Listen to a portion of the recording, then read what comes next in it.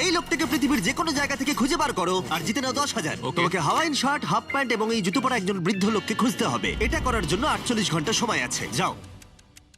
আমি যাব ওকে আমি এখন যাচ্ছি কাবো, কারণ আমার ছবি দেখে মনে হচ্ছে লোকটা সমুদ্রের কাছাকাছি থাকে। আমি এই মিস্টার ইমোজি গাইকে খোঁজার জন্য যা খুশি তাই করতে পারি। যখন আমি প্রথম মেক্সিকো গেলাম, প্রথমেই আমি একটা বোট রেন্ট নিলাম। আমি অনেকগুলো বয়স্ক মানুষ দেখলাম, কিন্তু কেউ তাদের মধ্যে হাওয়াইন শার্ট পরেছিল না। ওরা ওখানে অনেকজন ছিল, কিন্তু তাদের মধ্যে কেউই একটা হাওয়াইন শার্ট পরেছিল না। আমি একটা পারফেক্ট ম্যাচ খুঁজে তো পেলাম, কিন্তু উনি এটা খেলতে চান না।